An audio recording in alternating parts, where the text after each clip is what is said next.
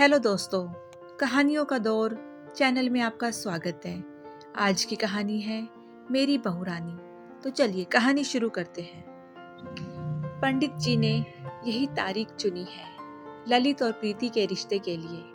सरला जी सुबह से ही तैयारी में व्यस्त हैं। आज उनके बेटे की सगाई होने वाली है। उन्हें उनकी बहू रानी मिलने वाली है, जिसे घर की चाबी सौंपने के लिए बरसों से बेसब्री से इंतजार कर रही है। शायद हर माँ की यही ख्वाहिश होती है कि जीते जी अपने घर की चाबी एक सही हाथों में सौंप दे और अपनी आंखों के सामने अपने बच्चे की गृहस्थी बसते हुए देख ले। फिर से अपने बच्चे के बचपन को देखे पोता पोती के रूप में। जब ललित सिर्फ 5 साल का हुआ था, तभी से बहुरानी के सपने देखने लगी थी। हर साल धनतेरस के दिन अपनी बहुरानी के लिए एक चांदी का सिक्का खरीदती थी और तीज में पाँव का बिछिया, अक्षत तृतीया पर नाक के लौंग, इस तरह इतने सारे जेवर इकट्ठे कर लिए थे इन 26 सालों में। प्रस्थान करने का वक्त हो गया है, अब देर मत कीजिए सासू माँ। यह टिप्पणी थी सरला जी के पति परमेश्वर आदरणीय अभय जी की। हाँ, बिल्कुल तैयार हूँ, बस दही चीनी खिला दो। बारी बारी से सभी ने दही चीनी खाई और जय गणेश बोलकर चल पड़े एक सुहाने सफर पर, जहाँ सरला जी की बहू रानी मिलने वाली थी। उनके सपनों की शहजादी, जान सी दुलारी, उसके परिवार को आगे बढ़ाने वाली, सहाय परिवार को वारिस देने वाली, उसके राजा बेटे का ख्याल रखने वाली, उसकी खुशियों की चाबी। एक भोली भाली मासूम सी लड़की, जिस पर ना सिर्फ अपने बेटे की जिम्मेदारी बल्कि पूरे परिवार का भार और खानदान की मर्यादा और आबरू सौंपना चाहती थी। इन्हीं ख्यालों में मीलों का सफर पल भर में गुजर गया और पहुंच गए राज साहब के घर। उन्हें ज्यादा कुछ मालूम नहीं था, बस इतना ही बताया गया था कि हम कॉफी पीने के लिए आ रहे हैं। बाहर लॉन में ही युगल दंपति बैठे हुए मिले। शाम का वक्त, सुहाना मौसम, हल्की हल्की बयार सिहरन सी पैदा करने लगी थी। दशहरे में गुलाबी सर्दी पड़ने ही लगती है और इस बार 2 मास लगने से थोड़ी देर हो गई थी। पिछले साल तो दिवाली भी निकल गई थी अभी तक। खैर, सामान्य सी औपचारिकता के बाद दोनों परिवारों के साथ बैठकर कॉफी का आनंद उठाया। अभय साहब बहुत सीधे साधे इंसान हैं। बिना किसी लाग लपेट के स्पष्ट शब्दों में प्रीति का हाथ ललित के लिए मांग लिया।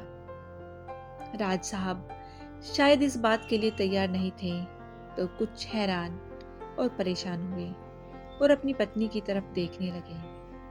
उनकी पत्नी बेहद समझदार और व्यवहार कुशल गृहिणी थी। ने आंखों से इशारा किया। कुछ देर बाद बच्चे आपस में मेलजोल बढ़ाने लगे। यूं तो पहचान बरसों पुरानी थी, लेकिन दोनों परिवार आमने सामने पहली बार हुए थे। लेकिन बड़ी जल्दी ही बच्चे आपस में घुल मिल गए। राज साहब इतनी सहजता से इस संबंध को नहीं स्वीकार कर पा रहे थे, लेकिन उनकी पत्नी ने अपना मन बना लिया और 2-4 रिश्तेदारों को फोन पर बताया। धीरे धीरे सभी की सहमति हो गई और मुंह मीठा कराने के लिए सरला जी शुगर फ्री कलाकंद लेकर आई थी, जिसे छुपाकर गाड़ी में ही रखा था। उन्हें शंका थी कि कहीं 1% राज साहब ने मना कर दिया तब क्या होगा। आखिर उनकी बेटी के जीवन का फैसला था, जो जल्दबाजी में किया जाना उचित नहीं था। खैर, जब सभी की सहमति मिल गई, तब सभी ने एक दूसरे को बधाइयां दी और ललित और प्रीति के सुखमय जीवन के लिए ढेरों शुभकामनाएं। पंडित जी भी साथ में आए थे। शादी के लिए शुभ मुहूर्त 27 नवंबर का निकला। सचमुच यह तो बहुत शुभ दिन है। ललित की छोटी बहन नेहा ने तुरंत ही सारी व्यवस्थाएं दिखाने लगी अपने लैपटॉप पर। एंगेजमेंट से लेकर शादी तक सब कुछ उसने वेडिंग प्लानर से मिलकर सब कुछ तय कर लिया था, बिना प्रीति और उसके माता पिता की राय जाने हुए। आज इतनी जल्दबाजी में फैसला हुआ कि कुछ नया नहीं ले सकी। जो पहले से ले रखा था वही हीरे वाली अंगूठी और कंगन लेकर चल पड़ी थी। अभय साहब ने गिन्नी दिया और खुशी खुशी यह सगाई की रस्म अदा कर दी गई। राज साहब भी खुश लग रहे थे।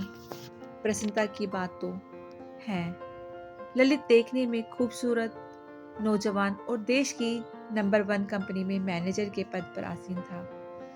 अभय साहब का पद, प्रतिष्ठा, घर बार, परिवार और खानदान सब कुछ तो पहले से ही जाना समझा हुआ था। इसलिए दोनों परिवार अब बहुत खुश नजर आ रहे थे। अंधेरा होने लगा था, थोड़ी थोड़ी फुहार भी पड़ने लगी थी। सब लोग अंदर आए, साथ में कुछ तस्वीरें ली गई और आगे की सारी योजनाएं राज साहब और उनकी पत्नी को समझाई गई। सरला जी बिल्कुल गुमसुम सी खिड़की के बाहर देख रही थी। अपने बेटे की शादी और प्रीति को अपने परिवार में शामिल करने की इच्छा, चाहत, अरमान और जिद, जो भी कहे, यह सरला जी को ही था। लेकिन आज वो इस कदर अपने ख्यालों में गुम है, जैसे नेहा ने देखा अपनी माँ को तो पास जाकर जानना चाहिए कि आखिर ऐसा क्या हुआ जो माँ चुप हो गई। माँ की ही जिद के कारण तो पूरा परिवार राजी हुआ, यह जानते हुए भी कि प्रीति ललित से उम्र में बड़ी है। शुक्र है कि देखने में बड़ी नहीं लगती है, बहुत प्यारी सी, चुलबुली सी, बिल्कुल नेहा जैसी। दोनों ननंद भाभी में खूब जमेगी। नेहा ने नोटिस किया, माँ को पता नहीं चला कि वो उसके पास खड़ी है। 2 मिनट तक तो उसने देखा कि उनकी नज़र किधर है और वो बेसख्ता हंस पड़ी। अंगूर की बेल थी थोड़ी दूरी पर। नेहा को शरारत सूझी। उसने सभी को बाहर बुलाया, शोर मचाकर, और अंगूर की बेल के साथ दोनों परिवारों की तस्वीरें ली। यह अंगूर की बेल वो नहीं थी जहाँ से सरला जी की जिंदगी में प्रेम का कोपल जन्मा था। उनकी आंखों में एक सपना सजने लगा था, दिल में अरमान जागे थे, मन मस्तिष्क में एक विचार कौंधा था। उस वक्त महज 12 साल की उम्र थी और आज उम्र के आखिरी पड़ाव पर है। कितना लंबा वक्त गुजर चुका है, जीवन में कितने मोड़ आए और कितना लंबा सफर तय किया हम लोगों ने, और आज फिर वहीं पहुंच गए हैं। सचमुच दुनिया गोल है। राज साहब की पत्नी एक और कॉफी पीना चाहती थी। हम सभी ने कुछ घंटे पहले ही कॉफी पी थी, पर उस कॉफी और इस कॉफी के स्वाद में थोड़ा सा फर्क महसूस किया सरला जी ने, क्योंकि यह कॉफी राज साहब की बेटी प्रीति ने नहीं, उनकी बहुरानी प्रीति ने बनाई थी। अगली मुलाकात की तारीख पक्की हो गई थी। अब सरला जी को अपने घर लौटकर अपने कान्हा जी को यह शुभ समाचार सुनाना था। उनकी बहुरानी मिल गई है। इस घर की लक्ष्मी को उन्होंने देख लिया। उसकी आंखों में वही गहराई, पानीदार चमकती आंखें जिसमें डूब जाने की चाहत तो थी, मगर कभी हिम्मत नहीं हुई अपनी भावनाओं को व्यक्त करने की। आज बेटे के माध्यम से उन्हें उनकी खुशियां मिली हैं। अब वो अपने पोते का सपना देखने लगी। तो दोस्तों, आपको ये कहानी कैसी लगी मुझे कमेंट करके ज़रूर बताएं। यदि कहानी अच्छी लगी हो तो कहानी को लाइक कीजिएगा, शेयर कीजिएगा, और यदि चैनल पर नए हैं तो चैनल को सब्सक्राइब करना बिल्कुल ना भूलिएगा। कहानी सुनने के लिए बहुत बहुत धन्यवाद।